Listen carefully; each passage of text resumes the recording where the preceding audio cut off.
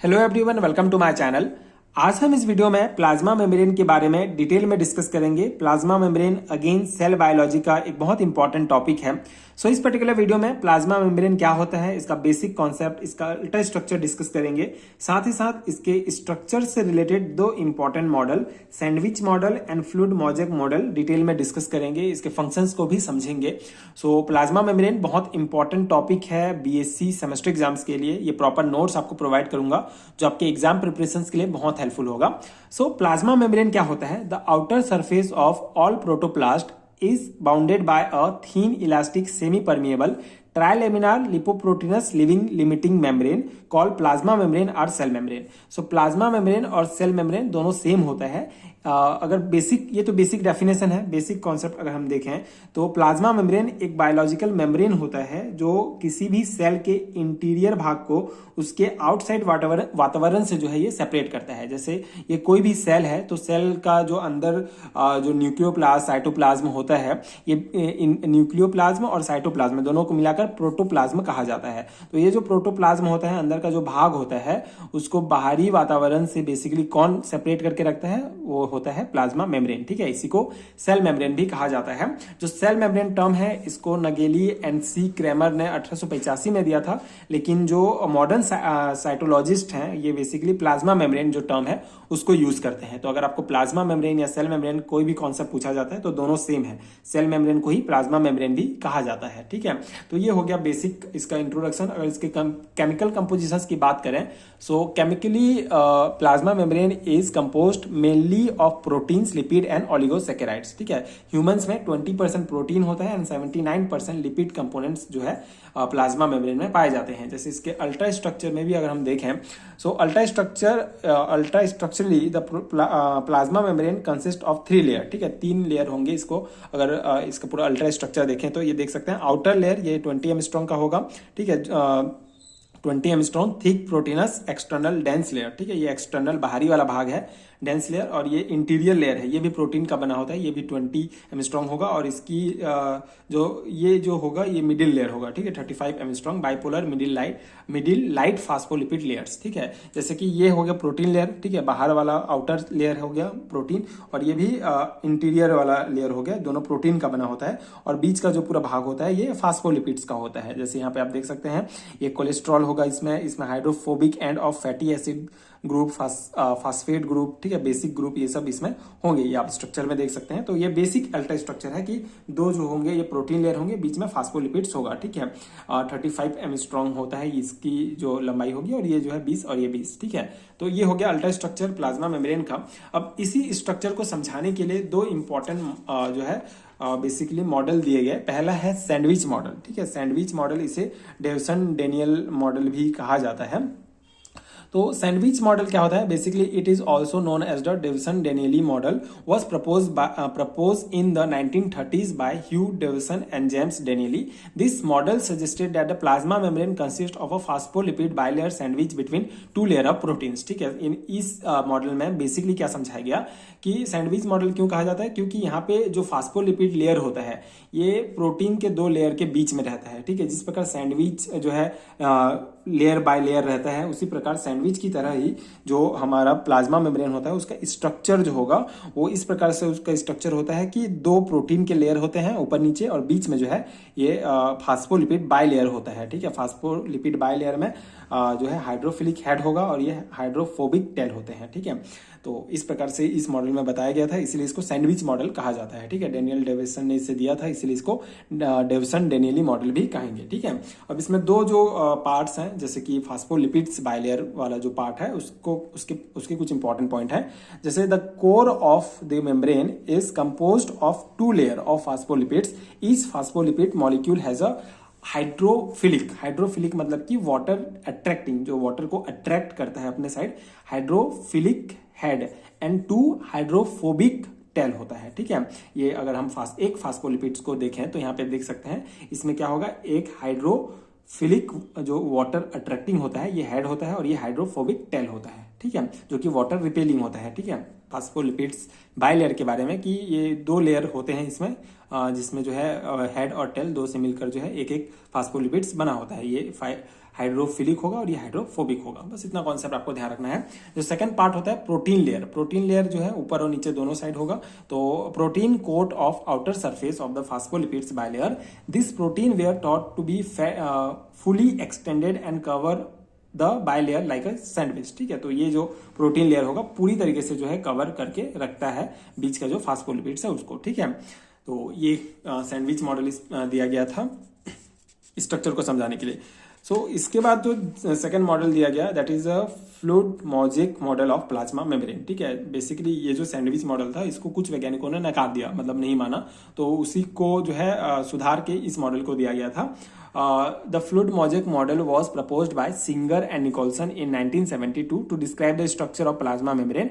According to this model, lipids are in the form of fluid bilayer, and the proteins do not form a covering of hydrophilic lipids bilayer. ठीक है, the membrane protein are partially are wholly embedded in the bilayer. ये structure से आप समझ सकते हैं। अब fluid mosaic model में क्या कहा गया कि जो सिंगर और निकोलसन ने 1972 में दिया था, इन्होंने डिस्क्राइब किया स्ट्रक्चर को और बताया कि इसमें जो लिपिड्स होते हैं ये बेसिकली फ्लूइड के फॉर्म में होंगे। ठीक है, फ्लूइड्स के फॉर्म में इधर इस प्रकार से फैले रहते हैं, एंड प्रोटीन जो है लिपिड्स को इस प्रकार से पूरा घेरे नहीं रहता है जैसे सैंडविच मॉडल में कहा गया कि ऊपर नीचे दोनों पूरा प्रोटीन रहता है, ऐसा नहीं रहता। प्रोटीन बीच में इस प्रकार से जो है रहते हैं। ठीक है, फ्लूइड्स जो होगा जो लिपिड्स होगा उसके बीच बीच में इस प्रकार से प्रोटीन स्ट्रक्चर रहते हैं। जैसे ये प्रोटीन है, ये इंट्रिंसिक प्रोटीन है और ये एक्सट्रिंसिक प्रोटीन है। मतलब कुछ ऐसे प्रोटीन जो लिपिड्स के अंदर पाए जाएंगे उनको इंट्रिंसिक प्रोटीन कहेंगे, एंड जो लिपिड्स के बाहर इस प्रकार से स्ट्रक्चर में रहेंगे उसको एक्सट्रिंसिक प्रोटीन होगा। ठीक है, एंड ये ग्लाइकोप्रोटीन्स होंगे और इस प्रकार से इससे शुगर जुड़ा रहेगा। ये आउटर लिपिड लेयर होगा और ये इनर लिपिड लेयर होगा। लिपिड्स के दो ही लेयर होंगे, एक आउटर एक इनर, और जो प्रोटीन होगा वो पूरी तरीके से घेरे नहीं रहेगा लिपिड्स को, बल्कि इस प्रकार से बीच में रहेगा। तो ये फ्लूइड मोज़ेक मॉडल में कहा गया था। ठीक है, सिंपल से कॉन्सेप्ट है। According to this model, the plasma membrane consists of lipids and protein. The lipid is in the form of fluid. ठीक है, फ्लूइड के फॉर्म में जो है पूरा रहता है lipid, and the protein are embedded here and the lipid in the mosaic pattern. Hence the name is fluid mosaic model. तो बेसिकली जो लिपिड होगा वो बेसिकली लिपिड जो होगा वो किस फॉर्म में होता है, फ्लूइड के फॉर्म में होता है, एंड जो प्रोटीन होगा वो मोज़ेक एक प्रकार का पैटर्न होता है, उस पैटर्न में जो है लिपिड्स के अंदर प्रोटीन पाए जाते हैं, इसलिए इसको फ्लूइड मोज़ेक मॉडल कहा जाता है। तो ये कॉन्सेप्ट दिया गया था प्लाज्मा मेम्ब्रेन के लिए सेकंड मॉडल। अब ये दो हमारा इंपॉर्टेंट मॉडल हो गया। बेसिकली ये 2 मार्क्स में कभी कभी पूछ लिए जाते हैं, तो इंपॉर्टेंट है, कभी कभी लॉन्ग टाइम में भी पूछे जाते हैं। तो अब स्ट्रक्चर एंड ये बेसिक कॉन्सेप्ट समझा देंगे तो ये इनफ रहेगा। अब इसका हम प्लाज्मा मेम्ब्रेन का जो होता है उसका फंक्शन देख लेते हैं, कुछ इंपॉर्टेंट फंक्शंस। सेल मेम्ब्रेन या प्लाज्मा मेम्ब्रेन उसी को कहा जाता है। पहला जो फंक्शन है वो है permeability. Cell membrane is a thin flexible membrane which allow substance to come in and out of the cell.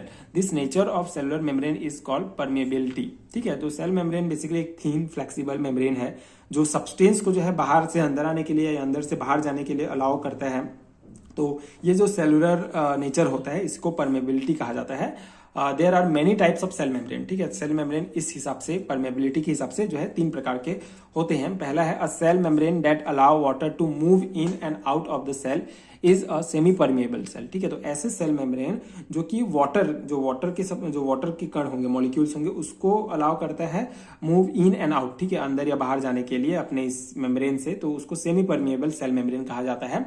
And a cell membrane that allow some selected substance to move in and out of the cell is selective permeable membrane. ठीक है, तो ऐसे cell membrane जो कि कुछ selected substance को ही अंदर या बाहर आने के लिए देते हैं उनको कहा जाता है selective permeable membrane. And all cellular components belong to this category. तो जितने भी सेलुलर कंपोनेंट्स होते हैं वो इस कैटेगरी में आते हैं। ठीक है, सेलेक्टिव परमेबल मेम्ब्रेन।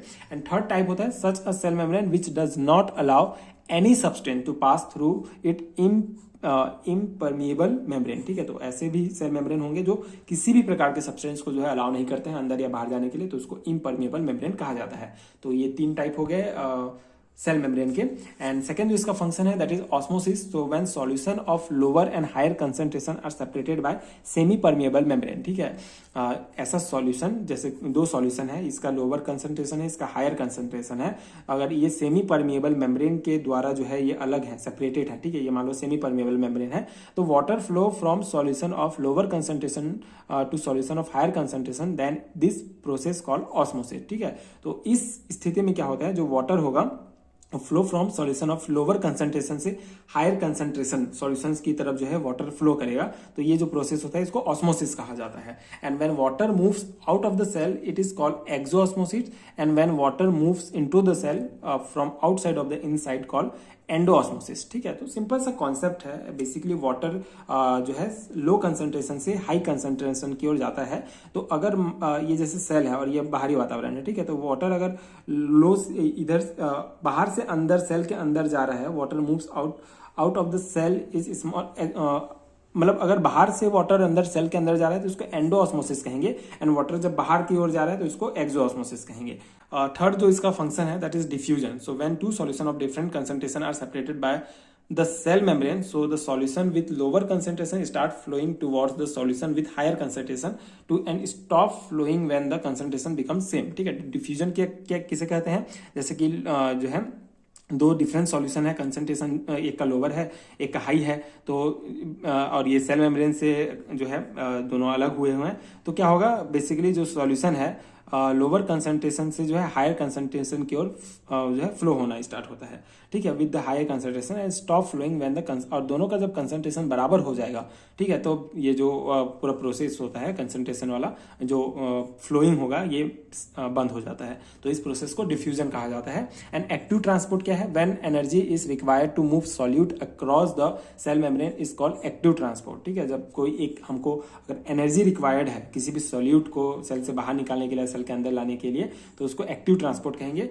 पिनोसाइटोसिस क्या है, when the substance reach the cell in liquid form it is called pinocytosis, ठीक है। तो सेल के बाहर कोई भी सब्सटेंस अगर लिक्विड फॉर्म में आता है तो उसको पिनोसाइटोसिस कहेंगे, एंड अगर वो जो है rich in the solid form में आता है तो उसको फेगोसाइटोसिस कहते हैं। तो इन टर्म्स को आगे हम वीडियोस में और डिटेल में समझेंगे, यहाँ पे आपको बस ये बेसिक समझ लेना है कि जब कोई भी सब्सटेंस सेल के पास जो है लिक्विड फॉर्म में आता है जिससे सेल उसको फिर अंदर लेता है तो उसको पिनोसाइटोसिस कहते हैं, एंड जब वो सॉलिड फॉर्म में आता है सेल के पास जिससे सेल उसको अपने अंदर लेगा तो उसको फेगोसाइटोसिस कहेंगे। एंड एक्टिव ट्रांसपोर्ट क्या है, जब हमको एनर्जी की रिक्वायर्ड होती है किसी भी सॉलिड को अंदर या बाहर मूव करने के लिए तो उसको एक्टिव ट्रांसपोर्ट कहा जाता है। तो ये हो गया इसका बेसिक फंक्शन, आई होप आपको समझ में आ गया होगा। एंड ये कंप्लीट नोट्स जो है हमारा प्लाज्मा मेम्ब्रेन का, तो आई होप कि आपको डिटेल में समझ में आ गया होगा क्या है, बेसिक कॉन्सेप्ट है, आप एक बार समझ लेंगे तो अपने से भी एग्जाम में लिख सकते हैं। और अगर आपको हेरिटेज नोट चाहिए पीडीएफ फॉर्म में तो नीचे आपको डिस्क्रिप्शन बॉक्स में पीडीएफ स्टोर का लिंक मिलेगा, आप चेक कर सकते हैं, वहां से नोट्स डाउनलोड कर सकते हैं। BSc and MSc semester exams के लिए केमिस्ट्री के भी नोट्स आपको मिल जाएंगे, जूलॉजी बॉटनी के नोट्स आप डाउनलोड कर सकते हैं, अपने एग्जाम की प्रिपरेशन कर सकते हैं, जो आपकी जो डेफिनेटली इसको आप नोट्स को डाउनलोड करके डायरेक्टली प्रिंट निकाल सकते हैं, वहां से प्रिपरेशन कर सकते हैं। तो ये था बेसिक कॉन्सेप्ट प्लाज्मा मेम्ब्रेन का। आगे वीडियोस में और टॉपिक्स हम डिटेल में डिस्कस करेंगे। सो आगे की वीडियोस देखने के लिए चैनल के साथ जुड़े रहिए। Thank you so much for watching.